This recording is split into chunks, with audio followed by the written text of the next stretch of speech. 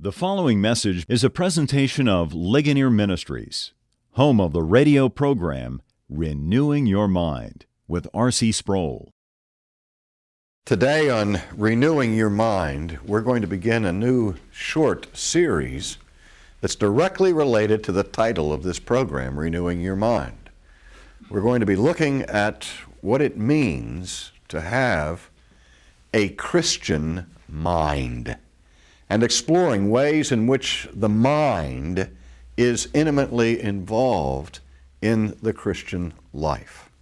Now, to start, I would just like to relate an experience I had just the other day as I was eating a meal, and I had some watermelon on my plate.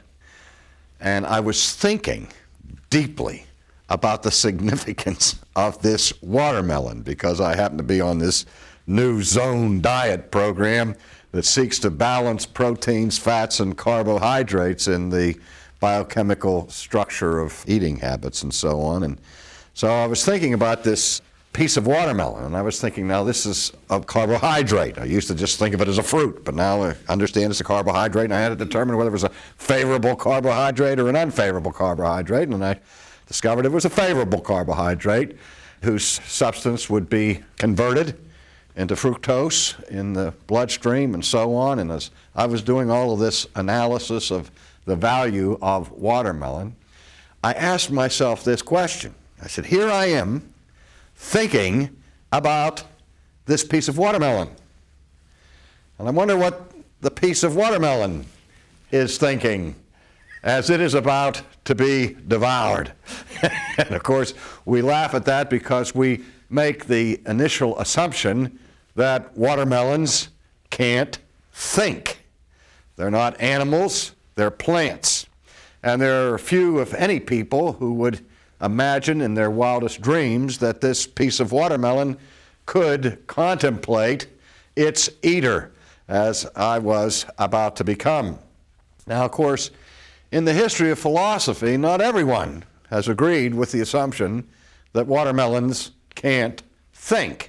I think, for example, of the rationalist philosopher Leibniz, who in his intricate system of what was called monadology believed that all forms of matter had some capacity for what we call thinking, even if this thinking would be reduced to what he called petite perceptions. Now, for the most part, his theory of petite perceptions did not make that much of an impact on the intellectual world, and as I said, few, if any, people since have considered the possibility of plants thinking, except those who tend their gardens and have house plants that don't prosper and flourish, and they take their plants and talk to them and sing to them or put them in the closet and scold them and say, if you don't behave, I'm going to leave you in this closet and not feed you and not water you. So you hear a lot about people who are interacting with plants as if they could think. Well, how do we really know whether plants can think? How do we know if animals can think?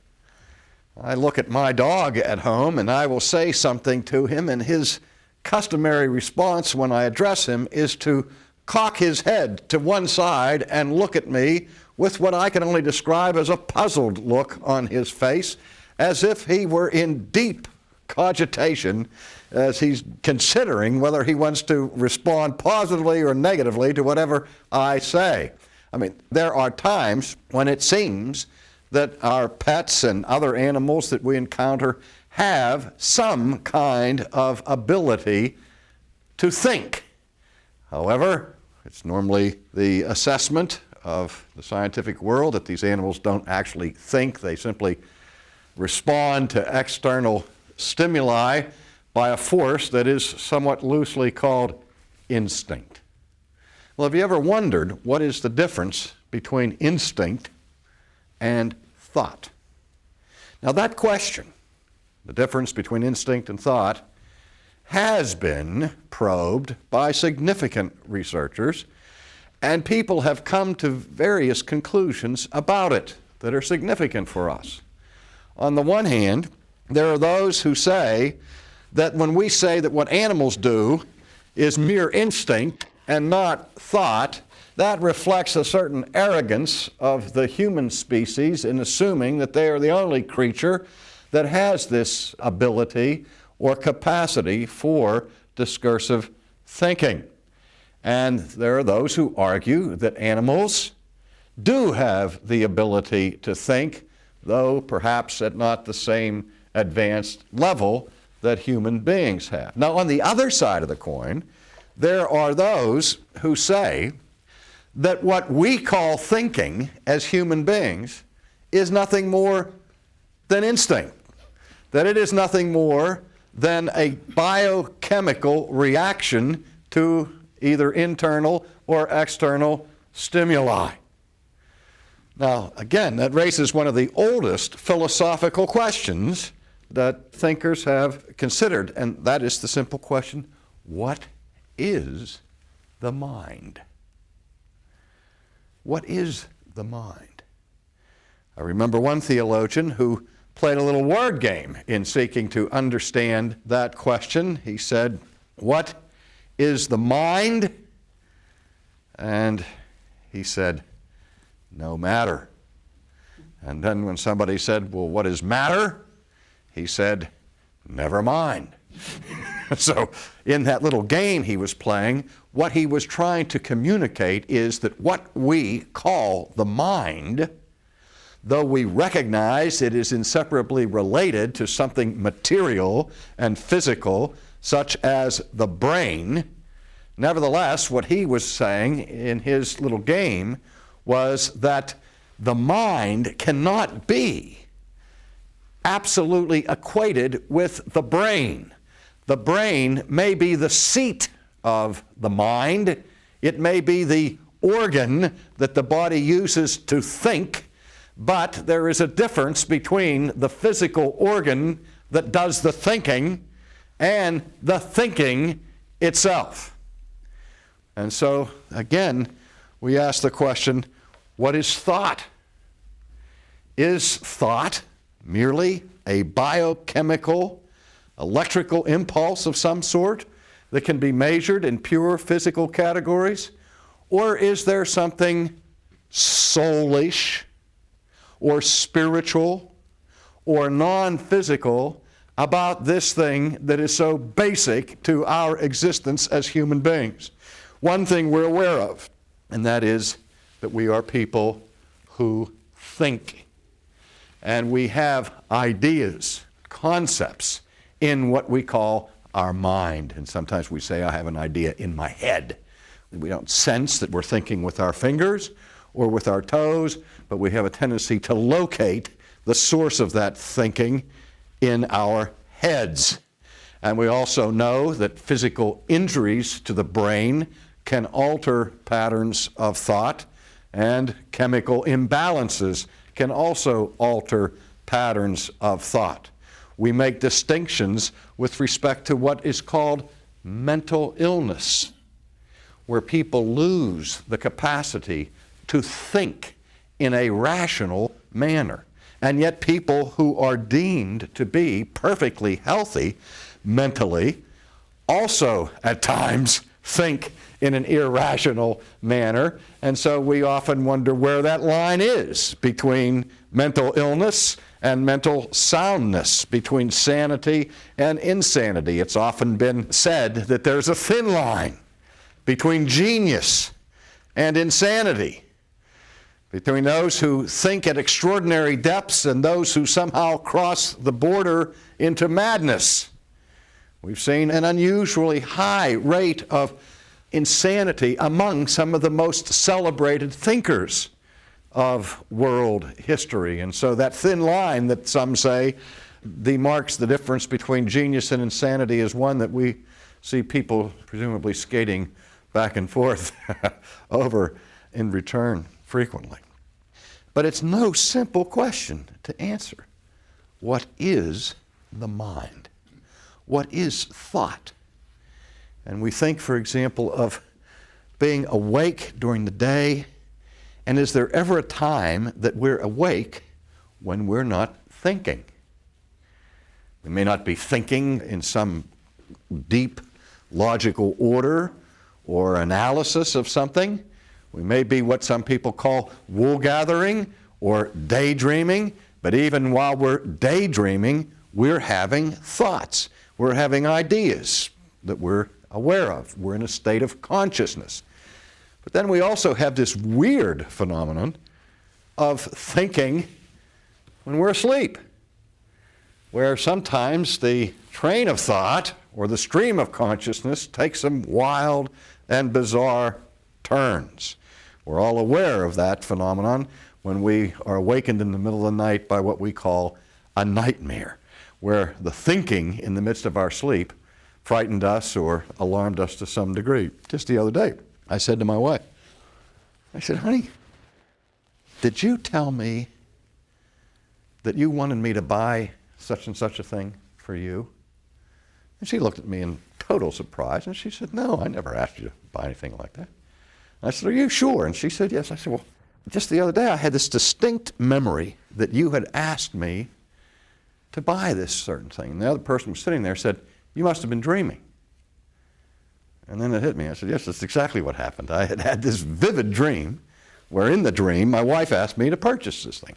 And a couple of days later, I couldn't remember whether I had dreamed it or if I had actually experienced it from her lips.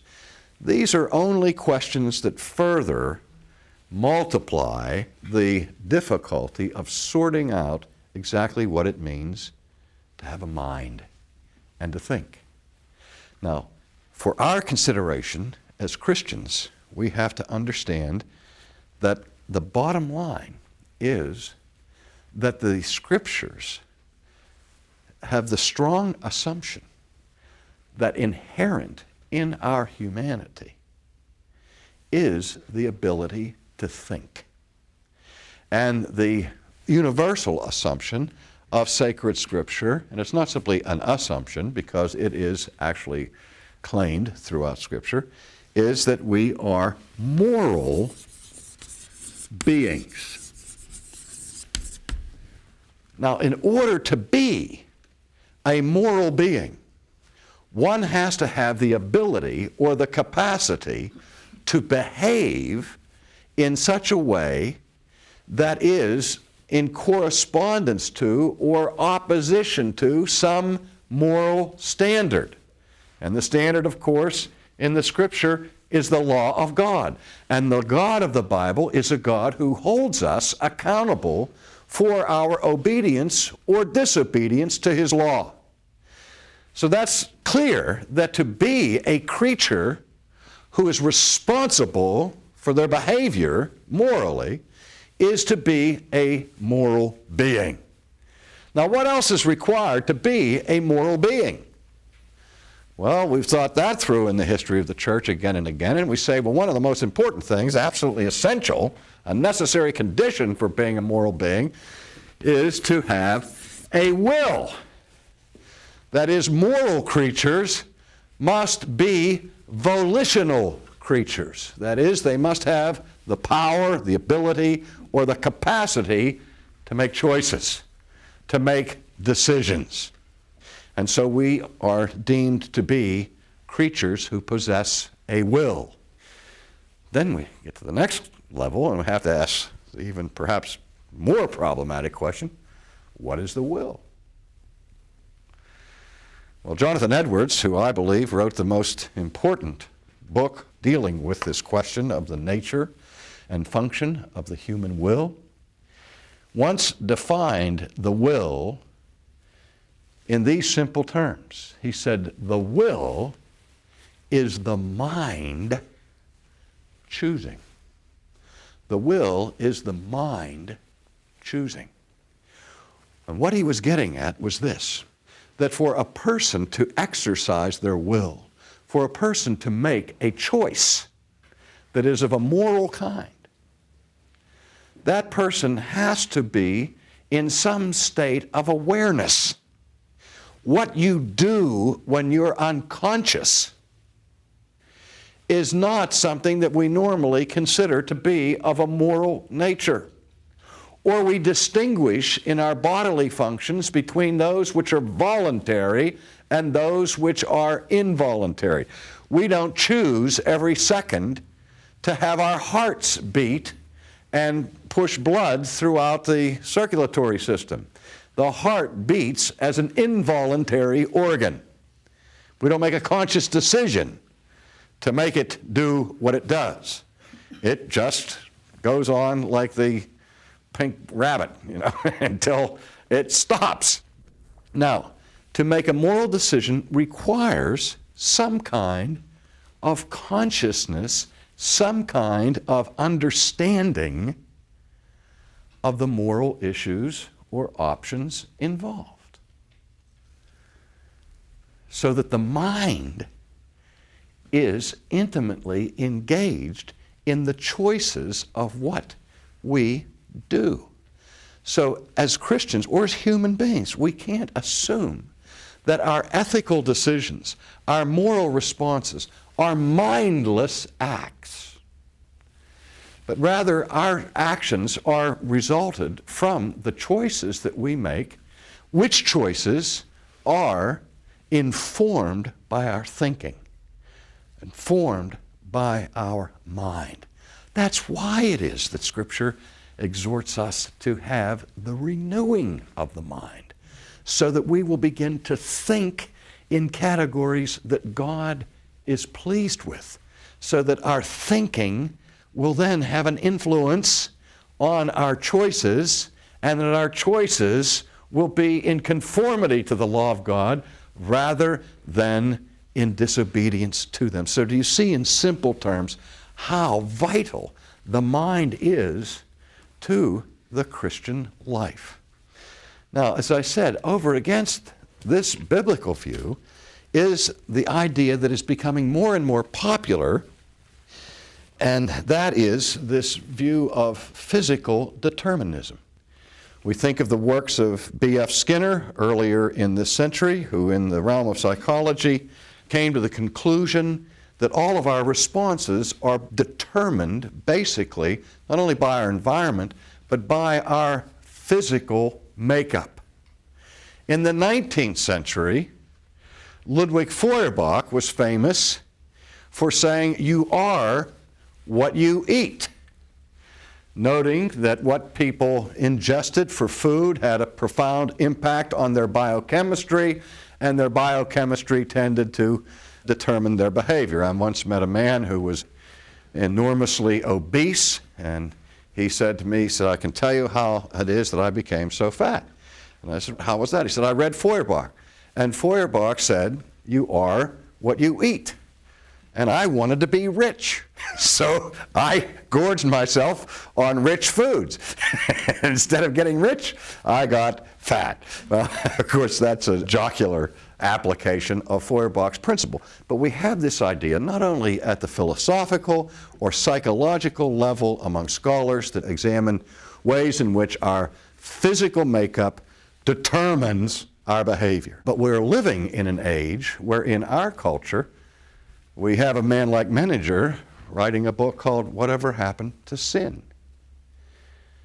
And in our law courts, we wonder whether anybody can be held accountable for their behavior, which of course they couldn't if every decision was determined by their environment or by their biochemical makeup. We've looked briefly today at this puzzling question of the nature of the mind. And at the end of our discussion, we saw that there are those who argue, as B.F. Skinner has, that all that we think is controlled and determined by physical causes. And of course, the great critique of Skinner is the critique that why should I give any credence to his argument, since his argument falls by its own weight? That I'd have to say that anything that B.F. Skinner says about the nature of the mind and the nature of volition would itself be conditioned by B.F. Skinner's biochemical composition and his background, and so his ideas have no more credence than anybody else's ideas. I might as well listen to the responses and the instincts of a gorilla or a hippopotamus as to pay any attention to his thinking, because he's eliminated cogency from the very act of thinking by his theory. And that's what I mean by saying his theory collapses by its own weight. Well, we'll explore more of these questions in the days to come. For more information about Ligonier Ministries, call 1-800-435-4343 or contact us on the web at ligonier.org. That's ligonier.org. Or write P.O. Box 54 7500, Orlando, Florida 32854.